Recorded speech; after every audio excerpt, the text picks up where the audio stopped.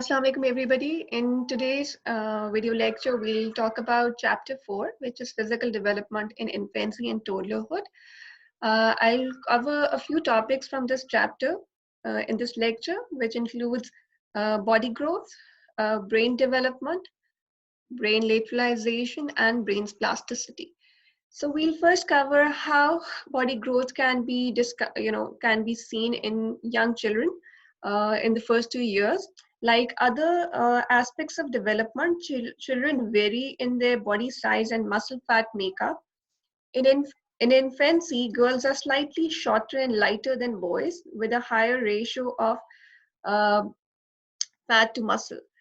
So infancy, when I say infancy, I am referring to the first year of life of babies, and when we will refer to toddlerhood, I would be meaning the second year, the beginning of the second year till the end of second year as toddlerhood.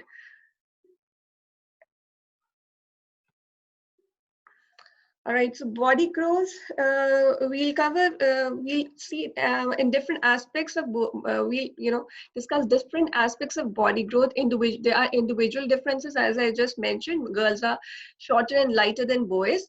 And there are also ethnic differences that we may see among individuals. The gender difference that I just mentioned persists throughout early and middle childhood and magnifies at adolescence. If we see ethnic differences in body growth, we may see that Africans are more taller than Asians, and also we can see children of the same age also differ in rate of physical growth. Some progresses more than the others. Our body size, the current body size,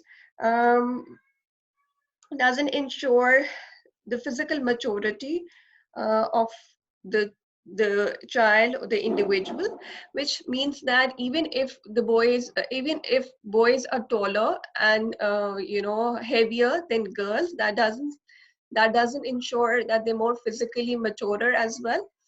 Physical maturity uh, is used to is it's measured through the skeletal age of the individual, which the full potential physical maturity of the body reaches at adolescence.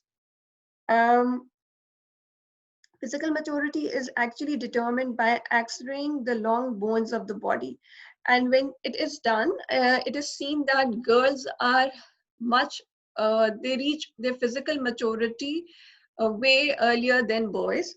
And that is why they are better at fighting off a lot of physical diseases, because of their higher rate of physical maturity as compared to boys. Also at birth, sex differences in body weight, body size um, can be seen. Girls are ahead in physical maturity, and this gap widens over infancy and childhood. And girl reaches, as I said, the full body size several years before boys.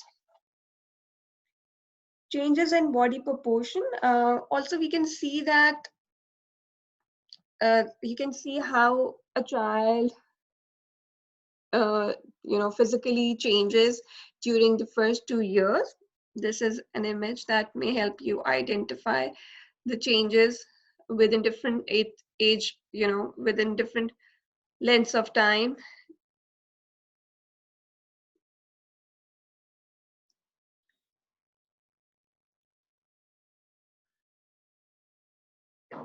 Also, when we talk about physical rate of growth, we also see that the bodies of the babies changes, grows in at different rates.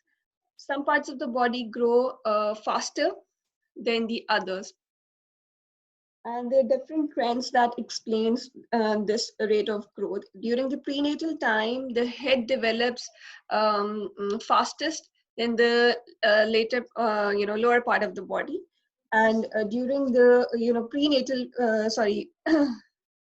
during the infancy period, the trunk and the lower part of the body grows again faster than the extremities of the body, which are the hands and the feet of the babies. Coming to brain development, at birth, the brain is nearer to its adult size than any other physical structure, and it continues to grow through infancy and toddlerhood. If we have to talk about how nervous system develops, we need to understand the communicative system within the nervous system, which is based upon some specialized cells called neurons. Neurons are those cells that that receive, transmit, and integrate information, incoming sensory information with other neurons. The process through which neurons communicate the messages is called synapse. It's a junction point where two neurons meet to communicate the messages.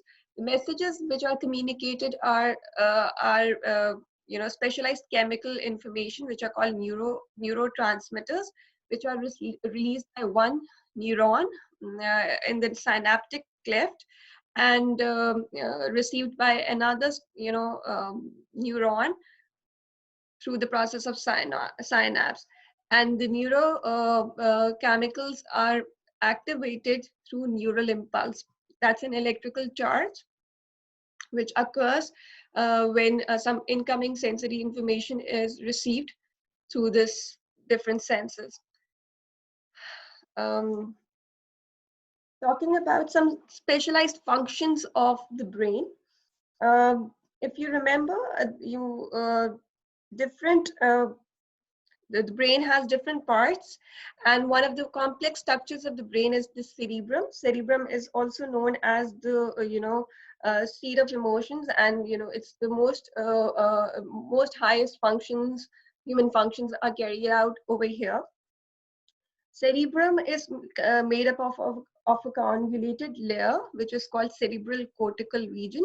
Different parts of the cerebrum are designated for specialized functions, sensory functions. We have, and when we can also divide cerebrum into halves based on their specialized functions. One half of the cerebrum is called left hemisphere, and the other half of the cerebrum is called right hemisphere. Each of these hemispheres have their own specialized functions. Brain images, different brain measuring images or procedures have made scientists identify that which areas of the cerebrum are more active during the first year of life and what areas are more active during the second year of life. The cortical region with the most extended period of development are the prefrontal cortical region within the frontal lobe, which is responsible for our planning, reasoning, thinking, decision making. All these highest functions, high order functions are carried out within the prefrontal cortical region in the frontal lobe, which is for the development of the structure, it has the longest period of specialization, or you can say development, this cortical region. This is how, this is where this is identified through different testing procedures, different brain diagnostic procedures.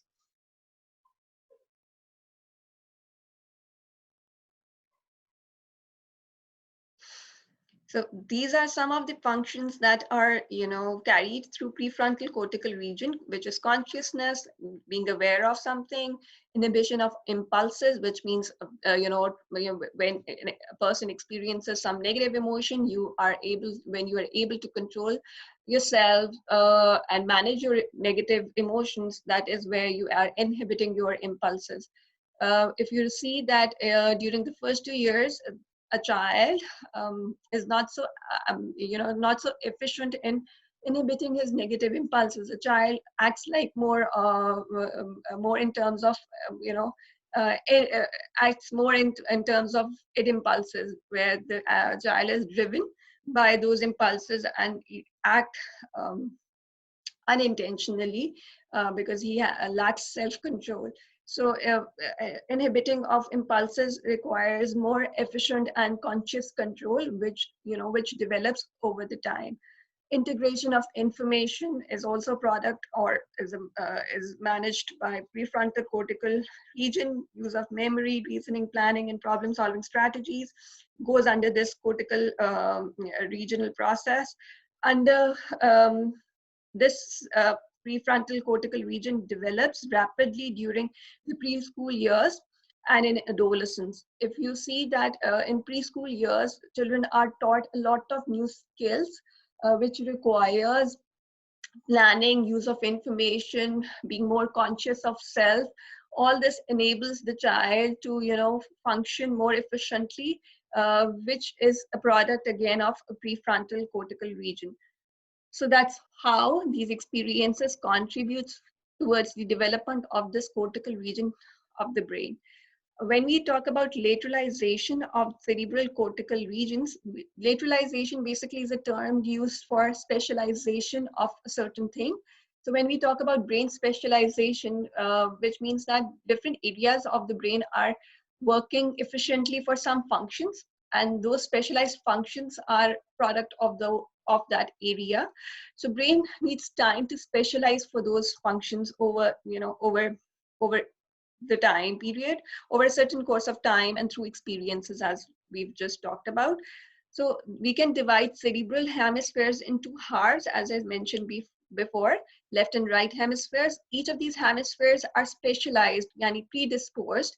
They have this ability to acquire these specialized functions based on, but again, experiences and stimulation. Left hemisphere has the ability to specialize in verbal, verbal abilities like your speech, your comprehension, your pragmatics. Positive emotions are also controlled by the left hemisphere. Positive emotions include happiness, joy, excitement.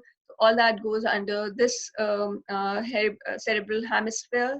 Analytical processing is also product of left hemisphere. Right hemisphere, on the other side, is responsible for our spatial abilities, which means that our navigational skills, our sense of, a physical space, all this is a product of our right hemisphere. Negative emotions are also controlled through our right hemisphere, which means that emotions like fear, anger, um, grief are all product of the right hemisphere. Integrative processing is also done through management of the right hemisphere. When we say brain plasticity, it's a term that says, or that means that brain has the capability to adjust, adapt to change, depending upon depending upon how much the brain has specialized for a certain function. At birth, as I've said, hemispheres have already begun to specialize because those hemispheres have this capability and they're predisposed to acquire those skills. So they start as soon as a child is exposed with, stimulation of those hemispheres, those skills that are, that are products of those hemispheres. So a child is, motivated to acquire those abilities. When we say brain is plastic, we mean that brain has the capacity to learn, learn uh, over if part of the cortex is damaged, other areas can take over its task. So brain may uh, helps overcome a certain, deficiency of scalability if certain areas of the brain um, are are less efficient or damaged. Older children and adults retain some plasticity, but less than in young children. That means that once the brain has spatialized over its abilities, it is difficult for the brain to rewire itself. It's difficult for the brain, adult brain, to relearn a certain thing, which doesn't mean that it is impossible, which means that brain requires more effort and conscious regulation for relearning. So children have a more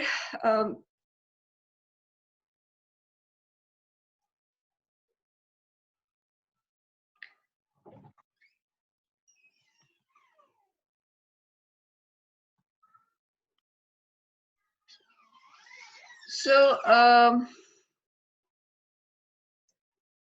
that's about it. For example,